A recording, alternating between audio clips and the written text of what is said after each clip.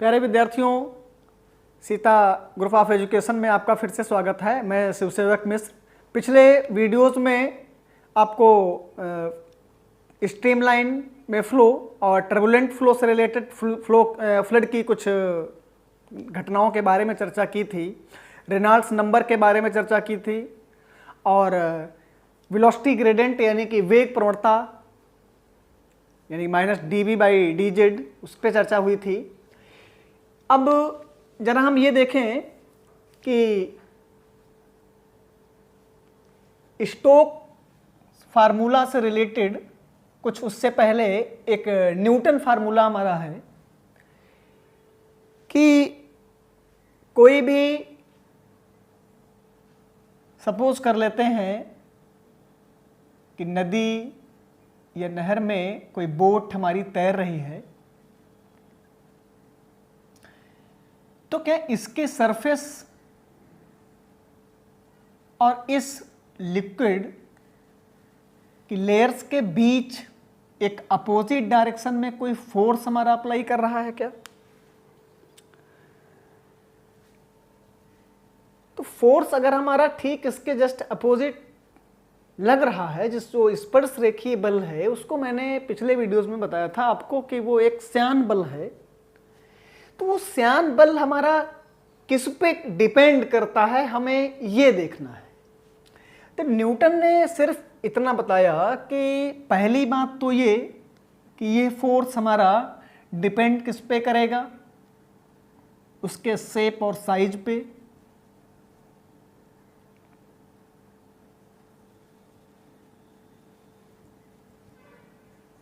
Shape और size पे कौन? जो उस वाटर के ऊपर हमारा जो भी ऑब्जेक्ट होगा उसके लिए। दूसरी बात, वो डिपेंड हमारा करेगा उस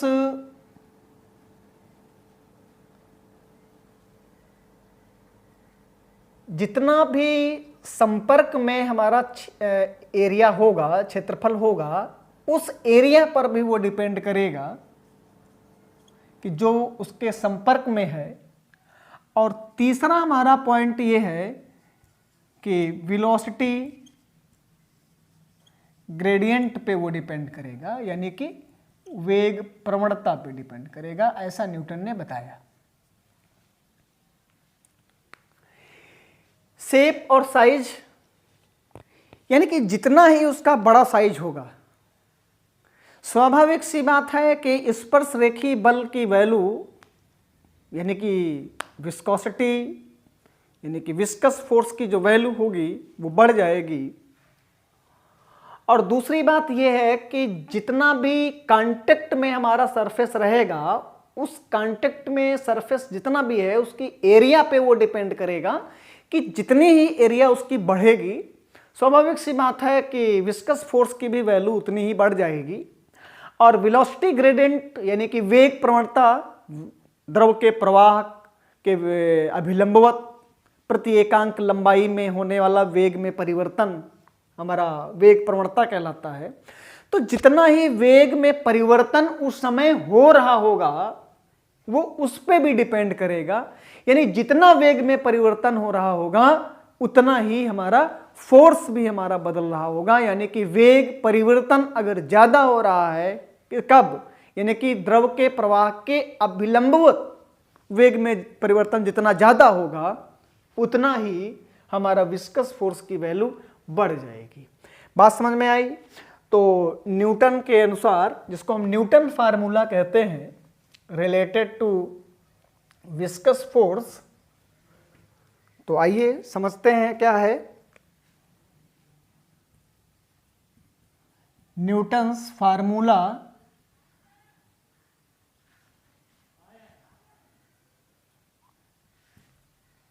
related to the viscous force।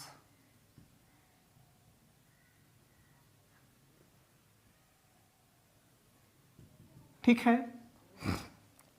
तो पहले पॉइंट आपने क्या लिखा कि न्यूटन के अनुसार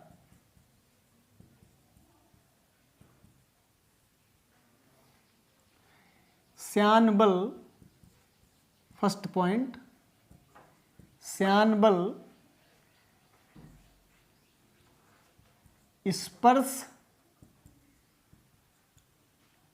या स्पर्शी क्षेत्रफल के अनुक्रमानुपाती होता है,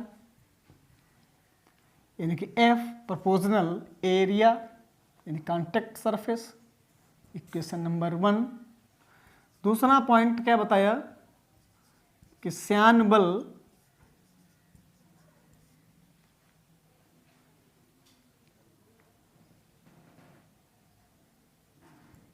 वेग प्रवणता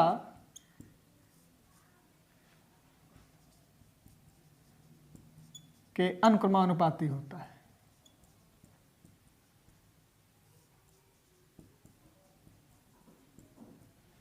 यानी कि F proportional minus dV by dz, equation number 2।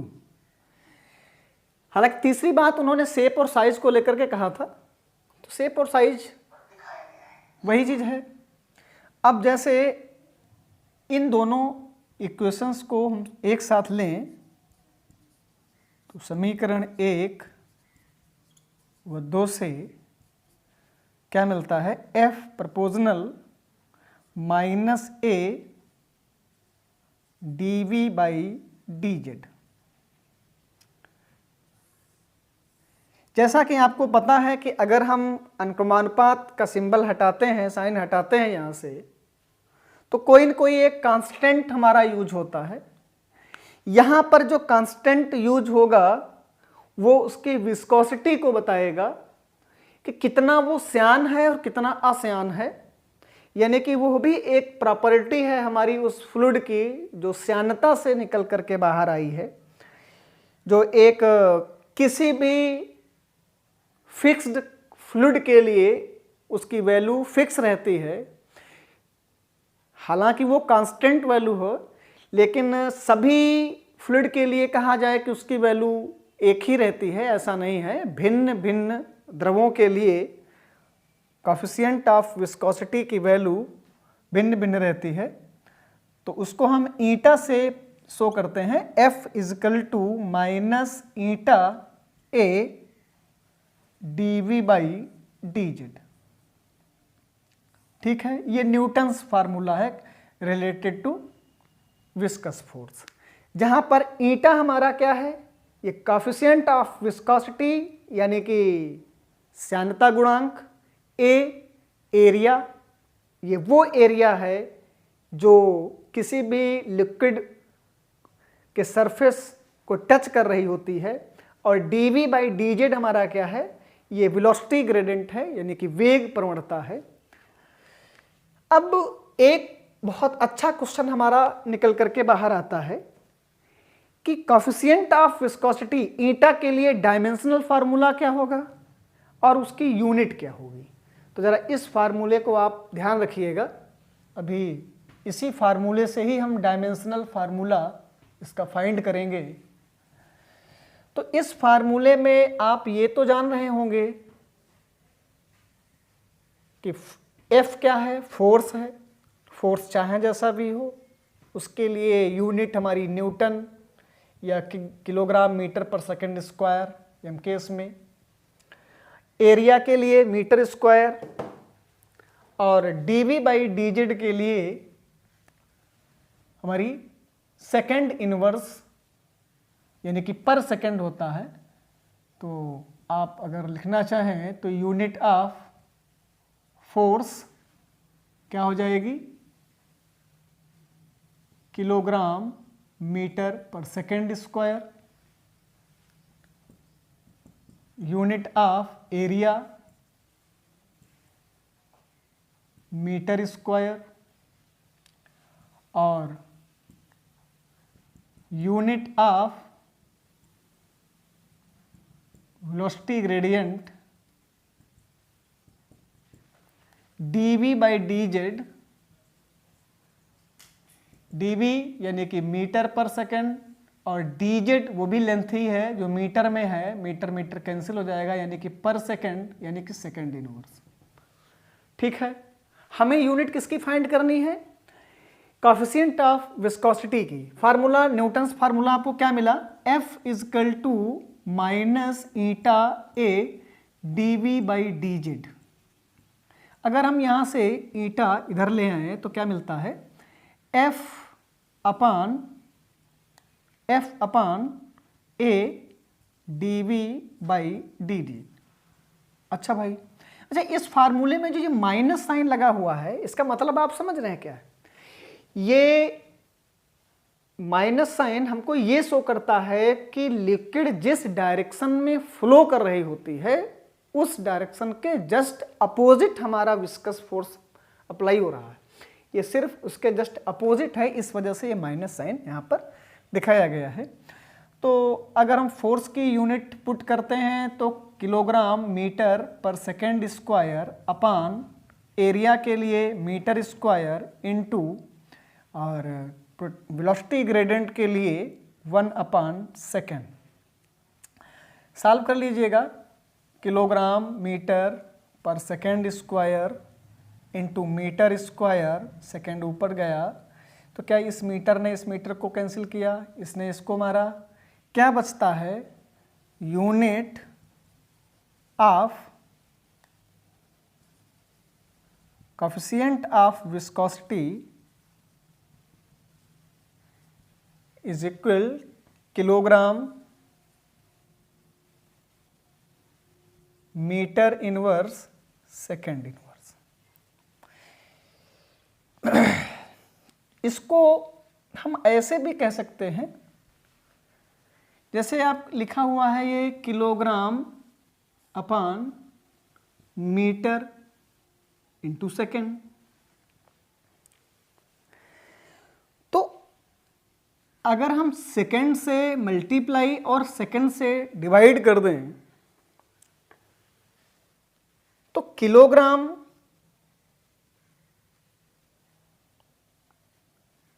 जैसे कि फोर्स के लिए कितने इक्विवेलेंट था? न्यूटन के इक्विवेलेंट था, किलोग्राम मीटर पर सेकेंड स्क्वायर।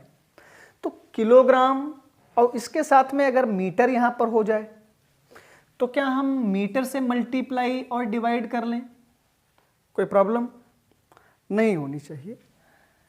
तो किलोग्राम मीटर ये और सेकेंड स्क्वायर एक तरफ आप कर लें। बचता क्या है? सेकेंड पर मीटर, सेकेंड पर ये मीटर और ये मीटर, मीटर स्क्वायर। तो इसको हम क्या लिख सकते हैं? न्यूटन, यानी कि इसकी जो यूनिट हमको मिलेगी वो न्यूटन सेकेंड पर मीटर स्क्वायर, जो इसकी एक एसआई यूनिट कहलाएगी। क्या कहलाएगी? एसआई यूनिट, न्यूटन सेकेंड पर मीटर स्क्वायर। अगर हम डायमेंशनल फार्मूला की चर्चा करें, इसकी डायमेंशनल फार्मूला क्या होगा? देखिए, kilogram metre inverse second inverse, केवल यहीं से अगर हम डायमेंशनल फार्मूला अगर हम इसका फाइंड करें तो क्या मिलता है? ये सारी चीज़ें नोट करते हुए चलिएगा। बहुत अच्छे क्वेश्चन हैं, एक एक नंबर के क्वेश्चन हमारे पूछे जाते हैं। कई बार हमारा क्वेश्चन ये भी पूछा गया है कि डायमेंशनल फार्मूला यानी कि विमीय सूत्र लिखिए, किसके लिए? श्यानता गुणांक के लिए। या श्यानता गुणांक का मात्रक क्या है, उसका एमकेएस पद्धति में उसका मात्रक क्या है, यानी उसकी यूनिट क्या है, या एसआई सिस्टम में उसकी यूनिट क्या है। हम यहाँ से अगर डायमेंशनल फार्मूला फाइंड करें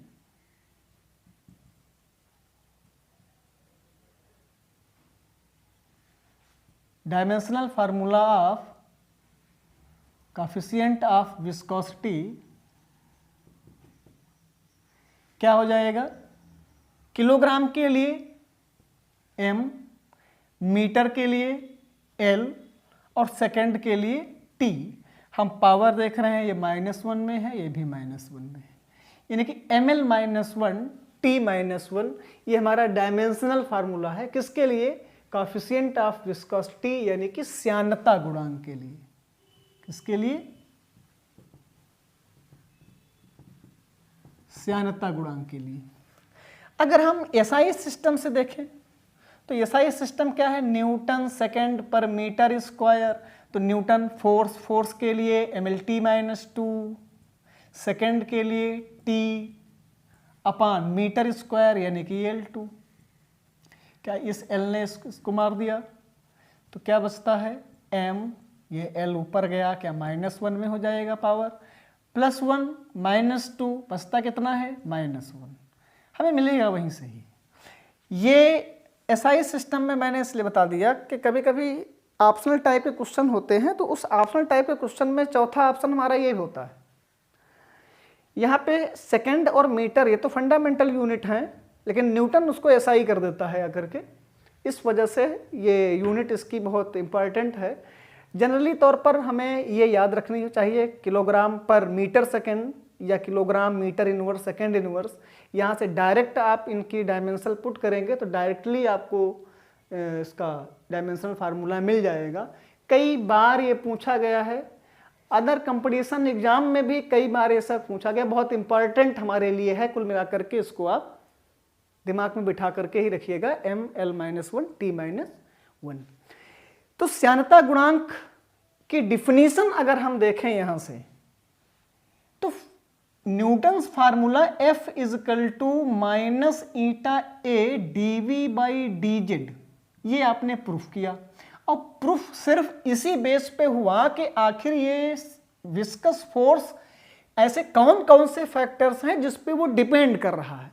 तो एरिया पे जो कांटेक्ट सरफेस की एरिया है, ये वेलोसिटी ग्रेडियंट है यानी कि वेग प्रवणता है, इन्हीं दोनों पर वो डिपेंड करता है। तो यहां से अगर हम ईटा की वैल्यू लें तो मिलता है F/A क्या dV/dz। थोड़ी देर के लिए हम सपोज कर लें कि एरिया भी यूनिट है हमारी, यानी कि 1 के इक्विवेलेंट है। dV/dz यानी कि वेग प्रवणता भी हमारी एकांक है यानी यूनिट है। तो क्या ईटा डायरेक्टली हमारा उस विस्कस फोर्स के जस्ट इक्वल हो रहा है क्या? बोलो भाई, हो रहा है ना? तो ईटा इक्वल टू F कब? जब उसकी एरिया यानी कांटेक्ट सरफेस की एरिया भी हमारी एकांक हो और परपेंडिकुलर पर यूनिट लेंथ जितनी भी उसकी वेलोसिटी में चेंजिंग हो रही है वो भी हमारी एकांक हो यानी कि यूनिट हो। उस कंडीशन में coefficient of viscosity viscous force के ठीक बराबर होगा। तो हम इसको इस तरीके से डिफाइन करते हैं श्यानता गुणांक को कि श्यानता गुणांक का संख्यात्मक मान उस श्यान बल के बराबर होता है जब किसी भी पृष्ठ या सतह का क्षेत्रफल और वेग प्रवणता dV/dz का मान एकांक हो। बात समझ में आई? यानी कि किसी भी पृष्ठ की सतह का क्षेत्रफल और उसके वेग प्रवणता का मान एकांक हो तो उस द्रव में लगने वाला श्यान बल उस द्रव की श्यानता गुणांक के बराबर होता है। यानी कि ईटा इक्वल टू F यदि A equal to 1 dV/dz equal to 1। तो श्यानता गुणांक के लिए डिफिनीशन और श्यानता गुणांक के लिए यूनिट यानी किलोग्राम पर मीटर सेकेंड, SI यूनिट यानी कि न्यूटन सेकेंड पर मीटर स्क्वायर और डायमेंशनल फार्मूला ml-1 t-1। आगे आपको नए वीडियो में स्टोक्स फार्मूला, जैसे कि आप इमेजिन करिए कि जो रेन ड्रॉप्स हैं बादल से आ रही हैं यानी कि बहुत ज़्यादा डिस्टेंस से आ रही हैं, यानी कि ड्यू टू ग्रेविटी वो फॉल डाउन कर रही हैं, तो क्या उसका वेग बहुत ज़्यादा बढ़ जाएगा क्या? यानी कि अगर 10 मीटर पर सेकेंड स्क्वायर्स एक्सेलरेशन उसका है तो पर सेकेंड उसकी वेलोसिटी 10 मीटर पर सेकंड बढ़नी चाहिए। यानी कि वो यहाँ तक आते आते कम से कम हजारों मीटर पर सेकंड उसकी वेलोसिटी हो जाएगी। तो रेन ड्रॉप हमारे ऊपर गिरेगी तो हमको बहुत ज़्यादा चोट लगेगी, हम तो घायल हो जाएंगे भाई। क्या ऐसा होता है? क्या नहीं होता है। क्यों नहीं होता है जानने के लिए आप अगले वीडियोज़ के लिए तैयार रहिएगा। तब तक आप इतना तैयार रखिए। धन्यवाद। मिलते हैं फिर नए वीडियो में।